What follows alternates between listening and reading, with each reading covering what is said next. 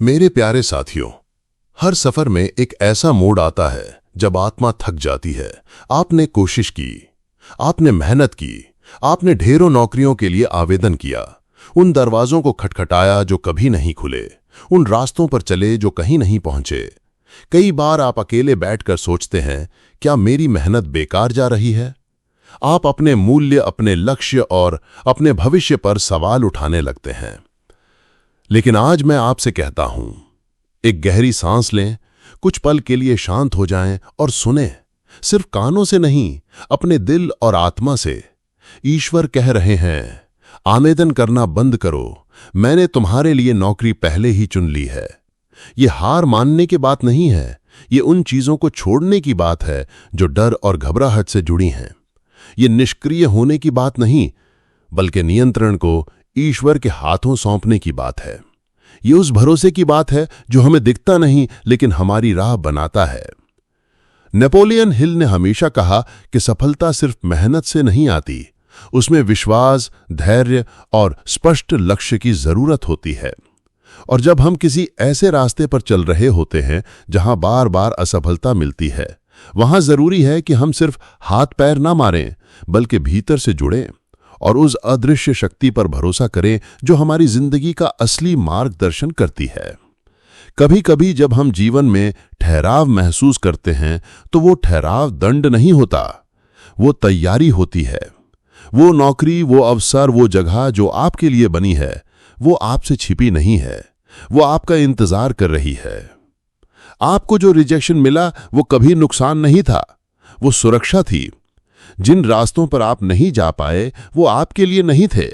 जिस कंपनी ने आपको नहीं चुना वो आपको समझ ही नहीं पाती।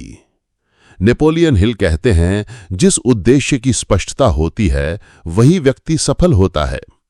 अगर आपको अभी तक आपका रास्ता नहीं मिला तो हो सकता है आपकी मंजिल कोई और हो और ईश्वर आपको उस मंजिल के लिए तैयार कर रहे हों। हर वो ना जो आपने सुनी है एक हां की तरफ बढ़ाया गया कदम था। हर खामोशी, हर देर, हर बाधा, ये सब आपको मजबूत बनाने के लिए थी। आप जितना टूटे हैं उतना ही आपके अंदर कुछ नया बना है। अब समय है डर से चलने का नहीं, उद्देश्य से चलने का। हर सुबह ऐसे उठिए जैसे वो कॉल आज ही आने वाली है। हर दिन अपने आप को ऐसे संवारिए जैसे वो काम पहले ही आपको सौंप दिया गया है। विश्वास रखिए, वो नौकरी, वो भूमिका, वो अवसर आपकी तरफ बढ़ रहा है। ये काम सिर्फ आपकी आजीविका नहीं बनेगा, ये आपकी पहचान बनेगा। ये वो जगह होगी जहां आपके हुनर की कद्र होगी, जहां आपके विचारों को जगह मिलेगी और जहां आपका होना किसी के जीवन में परिवर्तन लाएगा। ईश्वर आपके प्रयासों को अनदेखा नहीं करते।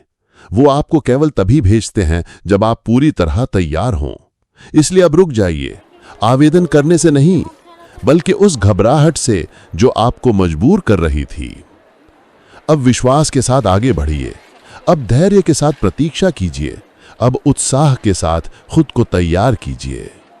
हो सकता है वो नौकरी किसी वेबसाइट पर नहीं है, वो किसी जान पहचान के जरिए नहीं आएगी, वो आपको शायद किसी अनोखी और अप्रत्याशित परिस्थिति में मिलेगी, जैसे कोई संयोग, लेकिन वो संयोग नहीं, संकेत होगा। आपका नाम उस कुर्सी पर पहले से लिखा जा चुका है। वो पद आपके लिए ही बना है, आप उसके लिए नहीं, वो आपके लिए तैयार किया गया है। इसलिए खुद से कहिए, मुझे किसी और की तरह नहीं बनना, मुझे बस खुद को उस इंसान में बदलना है जो मेरी मंजिल का हकदार है। जब वो अवसर आएगा, और वो जरूर आएगा, आप पीछे मुड़कर देखेंगे और समझेंगे कि हर रुका हुआ पल, हर गुमसुम दिन, हर अनदेखा स्वप्न, वो सब जरूरी था। वे सब आपको उस स्तर तक ले जाने के लिए थे जहां अब आप खड़े होंगे, पूर्ण, तैयार और उद्देश्य से भरे हुए। तो आज से आवेदन करना बंद कीजिए। नहीं, प्रयास नहीं, बल्कि अंधे प्रयास। अब अपने लक्ष्य से जुड़िए, खुद को विश्वास से भरिए, अपना आभा मंडल ऐसा बनाइए कि अवसर खुद आपकी तलाश में निकल पड़े। क्योंकि ईश्वर ने कहा है, रुको, अब और मत ढूंढो, मैंने तुम्हारे लिए नौकरी पहले ही तय कर दी है। अब आपकी बारी है विश्वास करने की, तैयार होने की और अपने जीवन की सबसे बड़ी भूमिका को स्वीकार करने की। क्योंकि ये सिर्फ नौकरी नहीं होगी, ये आपका आगाज होगा। धन्यवाद।